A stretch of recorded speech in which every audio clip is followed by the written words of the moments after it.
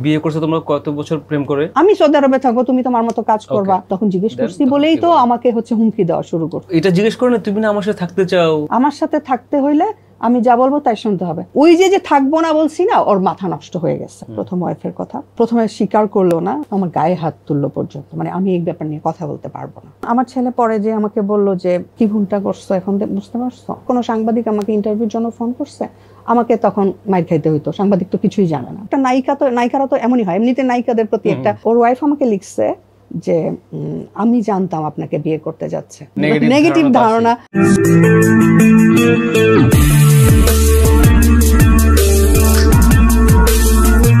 মাঝখানে বিশাল এক ঘটনা ঘটে গেছে সেই শেখ হাসিনার আমলে।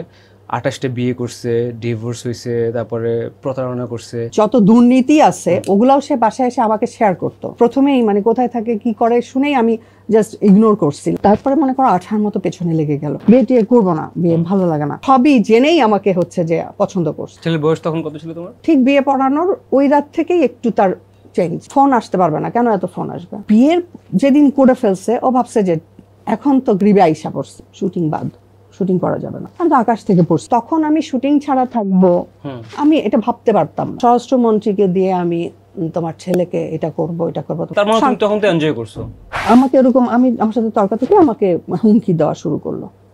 তো আমি তো মানে হুমকি কেন? তুমি যদি ওয়াইফ হও তাহলে তো নরমালি তোমার সাথে মানে আলোচনা করতে পারতো, তোমরা দুজন মিলে ডিসকাস করতে পারো। না, মানুষটাই এরকম, মানে আমি শুনবো না, কেন শুনবো না? বাট আমি জাস্ট ট্রাইং টু আন্ডারস্ট্যান্ড।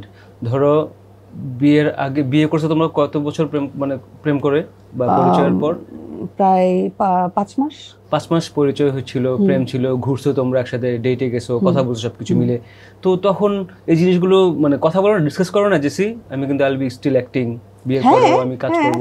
আমি বলছি যে আমি বিয়ে করতে, প্রথমে যখন আমি বিয়ে করতে রাজি হই নাই তখন আমি তুমি কেন বিয়ে করবে, তুমি সারাজীবন সিঙ্গেল থাকবা, এটা কি হয়? আমি বলছি যে আমাকে আমার কাজে হস্তক্ষেপ করবে, আমাকে ডমিনেট করার চেষ্টা করবে, এটা আমি চাই না। এই জন্য আমি বিয়ে, এগুলো নিয়ে কথা হয়েছে আগে। হ্যাঁ, আমি সৌদি আরবে থাকবো, তুমি তোমার মতো কাজ করবা, সমস্যা নাই আমার কোনো। তো যখন 5-6 দিন পরে এরকম শুরু করলো তখন তুমি জিজ্ঞেস করো নাই? তখন জিজ্ঞেস করছি বলেই তো আমাকে হুমকি দেওয়া শুরু করছে। হ্যাঁ, হুমকি দেওয়া যখন শুরু করছে আমি তখন বুঝছি যে তার তো প্রবলেম আছে, ভালো রকমের প্রবলেম। এর আগেও তুমি এটা জিজ্ঞেস করো না তুমি না আমার সাথে থাকতে চাও? হ্যাঁ বলছি, আমাকে চাইলা। হ্যাঁ আমার সাথে এবং সে এই টাইপের কথা, আমার সাথে থাকতে হইলে আমি যা বলবো তাই শুনতে হবে। তখন আমি বলছি তোমার সাথে থাকতে হইলে মানে আমি কি তোমার সাথে থাকতে চাই? তুমি আমার সাথে থাকতে চাইছো, তুমি থাকতে চাও, থাকলাম না, তাহলে তোমার সাথে থাকবো না। বাট ওই যে থাকবো না বলছি না, ওর মাথা নষ্ট হয়ে গেছে, পুরো মাথা খারাপ হয়ে গেছে। ও যে তখন থেকে হুমকি দেওয়া শুরু করছে, কেন থাকবা না? ওর কথা হচ্ছে যে ও আমাকে অত্যাচার করবে, টর্চার করবে, মেন্টালি, ফিজিক্যালি, ইভেন মানে সোশ্যালি, মানে সামাজিকভাবেও তো আমাকে কি করছে তুমি তো জানো, দেখছো, সবাই দেখছে। সো তারপরে ওর সাথে আমাকে থাকতে হবে। আমি আরেকটা কথা বলি এখানে মাঝখানে, এত কিছুর পরেও আমি ইউএসএ তে চলে গেছি ওর আন্ডার থেকে পালিয়ে। মানে এখনো আমি গেছি, আমাকে জেল থেকে বের করলো। পরের দিকে আমি আগে থেকে যাচ্ছি, তারপর ওই দিকে যাই। আচ্ছা ঠিক আছে। আমি তো এই লোকটার সাথে, এরকম একটা মানুষের সাথে আমি কি করে থাকবো?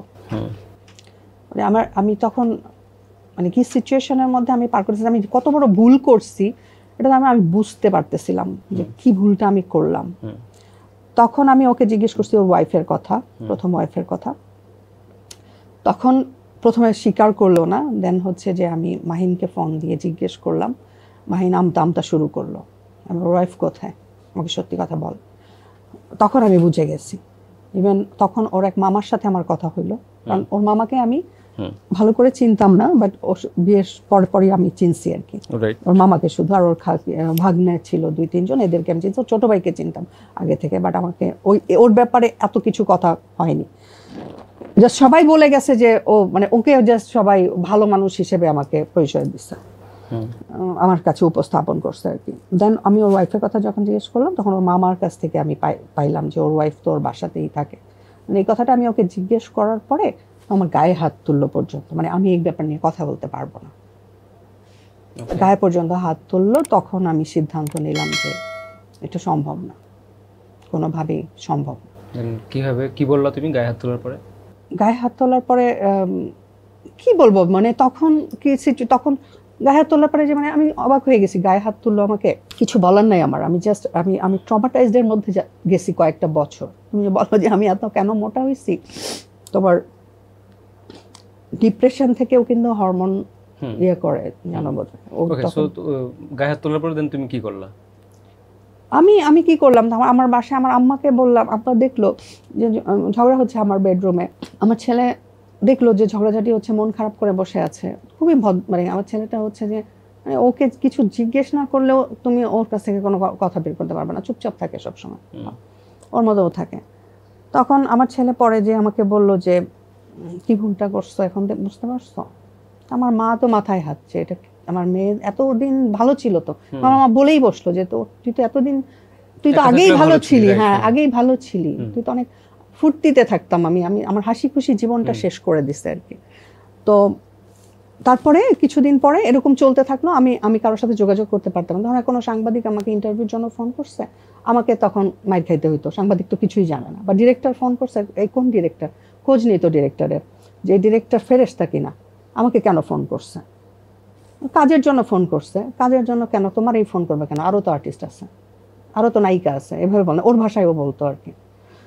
এই টাইপের পেইন দেওয়া শুরু করলো। মানে কি আমি মনে হয় তোমার সাথে তখন কিছু শেয়ারও করছিলাম, হ্যাঁ আমি শেয়ার করছিলাম যে মঞ্জু আমি এরকম একটা ঝামেলার মধ্যে পড়ছি। আমার যারা কাছের বা আমার যারা পূর্ব পরিচিত তারা কিন্তু অনেকেই জানে যে আমার সাথে কি হচ্ছে, পাবলিক তো জানে না। ধরো আমাকে 500 জন মানুষ পার্সোনালি চিনে, ব্যক্তিগতভাবে 500 জন মানুষ চিনে, বাকি 17,500,000 জন মানুষ আমাকে পার্সোনালি চিনে না, মানে কেউ চিনে অ্যাজ এ আর্টিস্ট, অভিনয় দেখে, তো চিন্তা করে যে তারা তখন এইভাবে জাজমেন্ট করে যে একটা নায়িকারা তো এমনই হয়, এমনিতে নায়িকাদের প্রতি একটা নেগেটিভ ধারণা সবারই আছে, কারণ সবাই তখন জাজমেন্টাল হয়ে যায় নায়িকাদের ব্যাপারে বা নায়ক নায়িকাদের ব্যাপারে। বাট একজন শিল্পী খারাপ হইলে বা কতটুকুই বা খারাপ হইতে পারবে বলো, আমার যেটা ধারণা। সো বাইরের কিছু মানুষ আছে যে মানে কতটা ভয়ঙ্কর হয় সেটা আমি আমার লাইফ দিয়ে আমি রিয়েলাইজ করছি। তো আর এক একজনের পার্সপেক্টিভ তো এক এক রকম। সো যারা খুব ভালো বড় মেন্টালিটি তারা বুঝে গেছে যে এই সমস্ত এই যে হারুনের পোর স্ক্রিপ্ট তারা বুঝে গেছে, সেটা সংখ্যায় খুব কম। ভালো পার্সপেক্টিভের মানুষ আমার মনে হয় খুব কম। আমাকে ডিরেক্টর ফোন করলে আমাকে পেইন পেতে হইতো, হ্যাঁ নট অনলি মায়ের, মানে মানসিক। আমার কাছে তখন কি মনে হয়তো জানো, মানে আমার কাছে তখন মেন্টালটা, মানে শারীরিক টর্চারের চেয়ে মেন্টাল টর্চারটা সবচেয়ে বেশি। কিরকম করতো তখন? কেন করছে, ওর সাথে তোমার কিসের সম্পর্ক, কেন তোমাকে ডাকবে, আরো কত নায়িকা আছে, কতই আছে, হ্যাগো ডাকে না, আমারে কেন মানে ফোন দিছে কাজের জন্য, কি সম্পর্ক তার সাথে, কোথায় আমার দেখা প্রথম, মানে এই ধরনের ইন্টারভিউ আমাকে নেওয়া শুরু করতো। হ্যাঁ, তো ইভেন আমার ফ্যামিলির কাছে বলা শুরু করলো এই ডিরেক্টর ওরে কেন ফোন দেবে, আমার ভাইদের পর্যন্ত পেইন দেওয়া শুরু করলো। তো যেটাই হোক, আমি হচ্ছে কিছুদিন পরে কোথাও কারো সাথে যোগাযোগ করতে পারবো না এইসব বলে টলে সে কিছুদিন পরে চলে গেল সৌদি আরবে। আমি তখন আসলে নতুন করে কাউকে ডেটও দিতে পারতাম না, আমি মানসিকভাবে একদম ভয়ে, যে মানে আমাকে ফোন দিয়ে আবার টর্চার করবে, হুমকি দিচ্ছে, ভাই আমার ছেলেকে গুম করবে, ছেলেকে মেরে ফেলবে, আমার ভাইকে মামলা দিবে, আমার মাকে এইটা করবে, সে আমাকে পর্যন্ত মেরে ফেলবে, এই ধরনের হুমকি দিচ্ছিল। তাকে হচ্ছে যে আমি তখন কিভাবে কাজে, তারপরে যদি দুই একটা আবার কি বলতে জানো, ধরো আমি ফোন ধরতেছি না, সে সন্দেহ করতেছে এবং মন খারাপ দেখছে, আচ্ছা ঠিক আছে ভালো, দুই একটা ডিরেক্টরের কাজ তুমি করতে পারো, মানে এই টাইপের সাইকোপ্যাথ।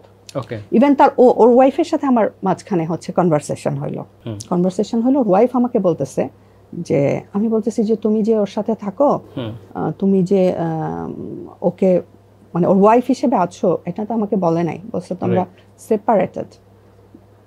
ওর ওয়াইফ আমাকে লিখছে যে আমি জানতাম আপনাকে বিয়ে করতে যাচ্ছে, কিন্তু আমি ভাবছিলাম যে ও হয়তো ফিরে আসবে, মানে এই টাইপের কথাবার্তা আমার সাথে কনভারসেশন আছে। মানে ওর ওয়াইফকে বলেই আসছে সে আমাকে বিয়ে করবে, কিন্তু আমাকে কিন্তু বলে নাই যে তার ওয়াইফ আছে।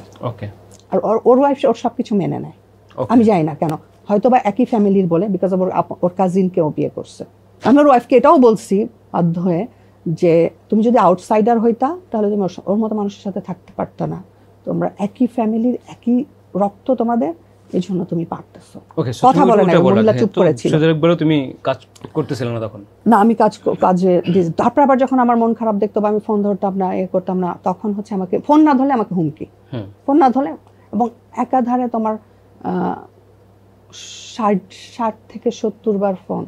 ধরো ফোন ধরছি না, আমি ওয়াশরুমে বা কোনো মুড হচ্ছে না ফোন ধরার, 60-70 বার, 100 বার, 150। একটা সুস্থ মানুষ কি করে এটা সম্ভব? মানুষ ফোন না ধরলে তুমি এটা বুঝো নাই? না, আগে না 5-6 মাস হঠাৎ করে চেঞ্জ হয়ে গেল? হঠাৎ করেই চেঞ্জ, একদম। তারপর